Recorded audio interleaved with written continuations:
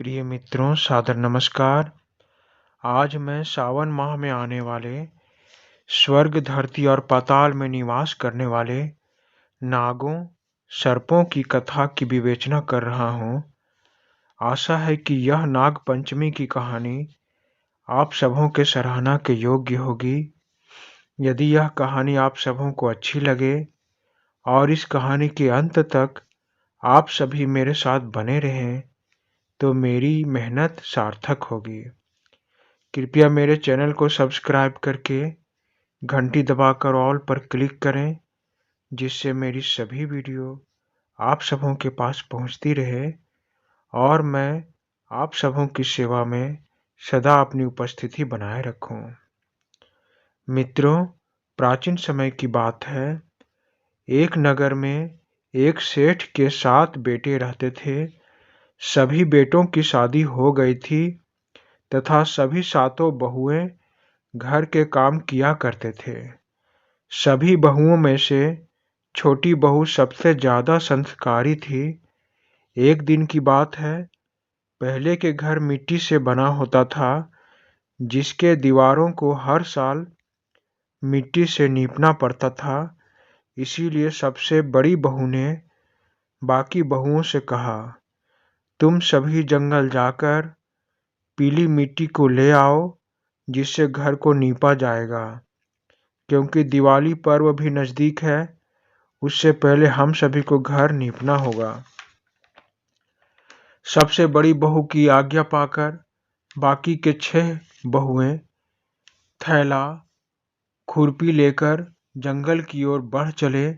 जंगल में पहुंचकर उन्होंने पीली मिट्टी को खूब ढूंढा, तो एक पेड़ के नीचे पीली मिट्टी का ढेर उन्हें नजर आया।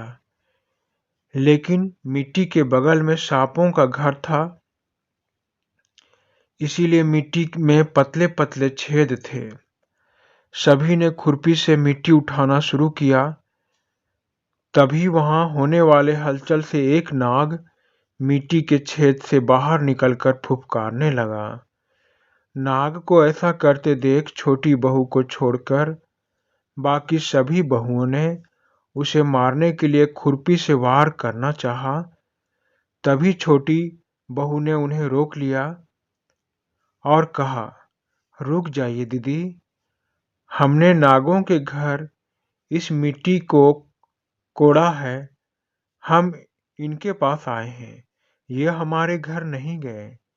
हमने इनका घर तोड़ा है, इसीलिए नाग देवता क्रोधित हैं। इसमें नाग देवता की कोई गलती नहीं। इतना समझाने से सभी समझकर नाग देवता से क्षमा मांगते हैं और सभी उनसे प्रार्थना करके कहते हैं, हे नाग देवता, हम अपने घर को इस मिट्टी से लीपने के लिए इसे लेने आए हैं। कृपया आप थोड़ी दूर पर बैठ जाइए, हमें मिट्टी उठाने दीजिए, तब हम आपके पास इस गलती की सजा भुगतने आएंगे। यह सुनकर नाग देवता वहां से थोड़ी दूर एक चट्टान पर चढ़कर बैठ गए। सभी ने जल्दी जल्दी मिट्टी उठाया, बोरे में भरा और जल्दी से घर की ओर निकल पड़ी। सभी अपने घर पहुंच गए। तभी दूसरे दिन छोटी बहू को नाग देवता को दिए गए वचन की याद आई। उसने अपनी जेठानियों से वचन की बात याद कराई। सभी तुरंत नाग देवता के पास आए, तो देखा कि नाग देवता वहीं चट्टान पर बैठकर उनका इंतजार कर रहे थे। नाग देवता को देखकर छोटी बहू ने हाथ जोड़कर कहा, भैया, हमें माफ कर दीजिए, हम सभी आपकी बहनें हैं। कल मिट्टी घर ले जाने के बाद हम सबके मन से आपको दिया गया वचन निकल गया था। हमें आज याद आया, तो हम अपना वचन निभाने आपके पास आ गए। यह सुनकर नाग देवता का हृदय करुणा से भर गया और नाग देवता ने छोटी बहू से कहा, तुमने मुझे अपना भाई कहा है, इसीलिए मैं तुम सबको क्षमा करता हूँ। अन्यथा मैं तुम सबको कल ही डस लेता, परंतु तुम सबके मन में मैंने इंसानियत देखा, इसीलिए मुझे भरोसा था कि तुम मेरे पास जरूर आओगे। आज से मैं हमेशा के लिए तुम्हारा भाई रहूंगा। तुम अपने इस भाई से कोई वरदान मांग लो, मैं तुम सब पर अति प्रसन्न हूँ। इतना सुनने के बाद छोटी बहू ने कहा, आज मैं धन्य हो गई भैया, मेरा कोई भी सगा भाई नहीं है, इसीलिए मैंने आपको भैया कहा। आज से आप मेरे भाई और मैं आपकी बहन हूँ। मेरी रक्षा करना, मैं यही आपसे वरदान मांगती हूँ। नाग देवता ने छोटी बहू को हर पल रक्षा करने का वरदान देकर अपने घर चले गए। सभी बहुएं भी अपने घर चली गई। वह नाग देवता इच्छाधारी थे, इसीलिए उन्होंने एक मनुष्य का रूप धारण करके एक दिन अपनी बहन से मिलने के लिए सेठ के घर आए। उन्होंने दरवाजा खटखटाया तो सेठ बाहर आए। पूछने पर इंसान बने नाग देवता ने कहा, मैं आपकी छोटी बहू का भाई हूँ और मैं उससे मिलने आया हूँ। यह सुनकर सेठ के मन में संदेह भर गया। उसने सोचा कि मेरी छोटी बहू का तो कोई भी भाई नहीं था, वह तो अपने पिता की इकलौती संतान है, फिर ये भाई कहाँ से आ गया। सच्चाई का पता लगाने के लिए सेठ ने अपनी छोटी बहू को बाहर बुलाया और पूछा कि यह कौन है। तो छोटी बहू ने सेठ से कहा, यह मेरे मुंह बोले भैया हैं। फिर नाग देवता ने छोटी बहू को अपने साथ ले जाने की बात कही तो सेठ ने ना जाने क्यों छोटी बहू से कोई सवाल जवाब नहीं किया और इंसान बने नाग देवता के साथ जाने की आज्ञा दे दी। घर से थोड़ी दूर जाने पर नाग देवता अपनी असली रूप में आकर नाग बन गए और छोटी बहू से कहा, बहन, आज मैं तुम्हें अपने घर ले जाने आया हूँ। तुम मेरी पूंछ पकड़कर मेरे पीछे चलते रहना। छोटी बहू ने वैसा ही किया। थोड़ी देर में नाग देवता एक बड़ी गुफा के पास आकर रुक गए और छोटी बहू से कहा, मेरी बहन, यही मेरा घर है। जंगल में जहाँ हम मिले थे वहाँ मैं कभी कभी जाता हूँ। यहाँ मेरा परिवार रहता है, इसीलिए मैं चाहता हूँ कि तुम भी मेरे परिवार का हिस्सा बनो। जिस तरह एक बहन कुछ दिन अपने मायके में रहती है, उसी तरह यह भी तुम्हारा मायके ही है। आज से कुछ दिन तुम अपने इस मायके में बिताओ। जब भी तुम्हें अपने ससुराल में जाने की इच्छा होगी तो मुझे बता देना, मैं तुम्हें वहां छोड़ आऊंगा। उस गुफा में इंसानों के रहने की समुचित व्यवस्था थी। वहां चारों तरफ सोना, चांदी, अनमोल रत्न बिखरे हुए थे। नाग देवता की बात मानकर छोटी बहू वहां कुछ दिन के लिए रुक गई। नाग देवता ने अपनी बहन को अपनी माँ से मिलाया। नाग देवता की माँ ने उसे अपनी बेटी मानकर बहुत प्यार किया। सभी वहां मिलजुल कर रहने लगे। तभी एक दिन नाग देवता की माँ ने छोटी बहू से कहा, बेटी, अपने भाई के लिए एक कटोरा दूध लेकर जाओ, वह भूखा है।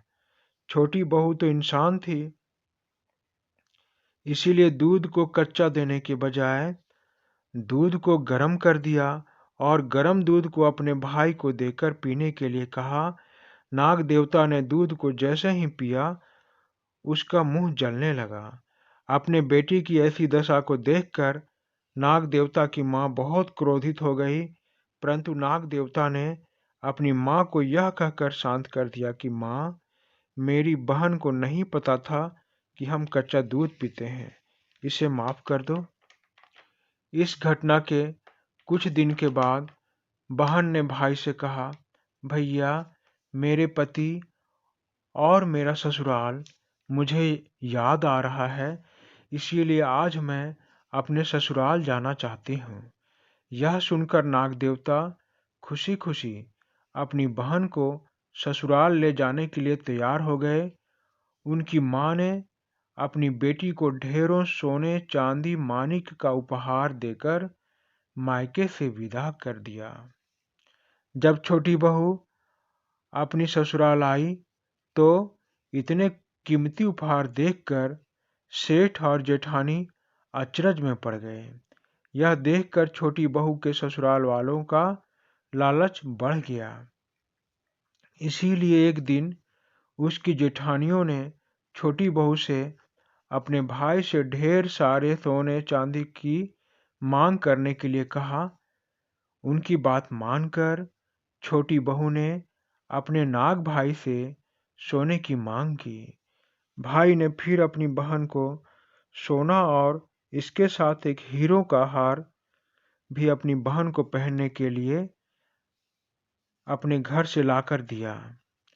छोटी बहू जब वह बेशकीमती हार अपने गले में पहनती तो उसकी खूबसूरती में चार चांद लग जाते। वह अपनी सभी जेठानियों में सबसे ज्यादा सुंदर लगती थी। हीरे के हार की खबर फैलती हुई धीरे धीरे वहां के राजमहल तक पहुंच गई। वहां महारानी ने यह जानकर कि मेरे राज्य में मुझसे भी ज्यादा धन कैसे किसी के पास हो सकता है, उसने सैनिक भिजवाकर छोटी बहू के गले का हार जबरन अपने कब्जे में ले लिया। जैसे ही रानी ने हीरे के हार को अपने गले में पहना, वह हार एक विषधर सांप में बदल गया। ऐसा होता देख रानी ने दोबारा छोटी बहू को राजमहल लाने के लिए सैनिकों को भेजा। छोटी बहू के राजमहल में आने के बाद महारानी ने उससे पूछा कि यह कैसा हार है जिसे जब मैं पहनती हूँ तब यह हार सांप में बदल जाता है और जैसे ही इसे उतारती हूँ यह सुंदर हीरे का हार बन जाता है। तब छोटी बहू ने इसका राज बताते हुए कहा, यह हार मेरे भाई ने मुझे दिया है। इसे दूसरा कोई भी पहनेगा तो यह हार सर्प में बदल जाएगा। यह राज जानकर रानी ने छोटी बहू को वह हार पहनने के लिए कहा। जैसे ही छोटी बहू ने हार पहना तो हार सांप में नहीं बदला। महारानी को अपनी गलती पर पछतावा होने लगा। इसीलिए उसने छोटी बहू से क्षमा मांगी और बहुत सारे स्वर्ण मुद्राएं देकर उसे महल से विदा कर दिया। छोटी बहू बहुत सारे सोने के सिक्के लेकर घर आई। यह देखकर उसकी बड़ी जेठानी को बहुत जलन होने लगे।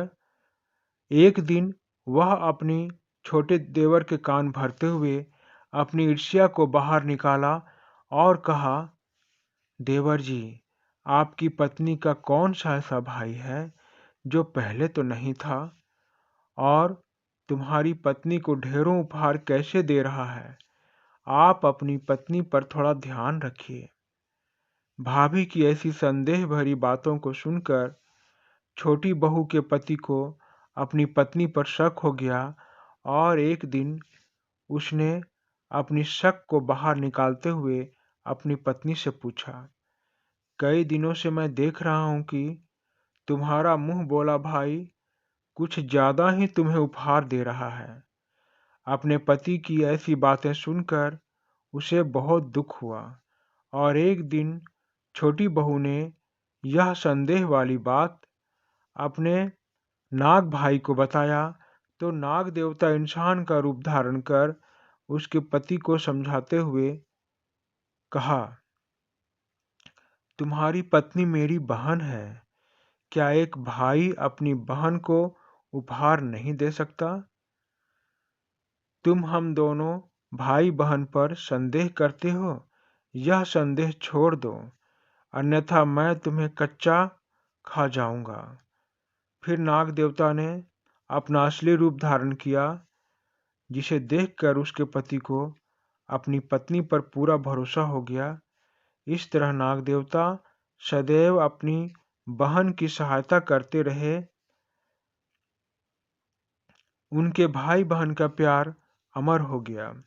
तभी से आज तक नाग पंचमी का त्यौहार मनाया जाने लगा। सभी महिलाएं इस दिन नाग को अपना भैया मानकर बड़ी श्रद्धा से पूजा करती हैं और नाग देवता भी हमें अपना परिवार मानकर प्रेम करते हैं। इस तरह यह कहानी का अंत होता है। धन्यवाद मित्रों, धन्यवाद।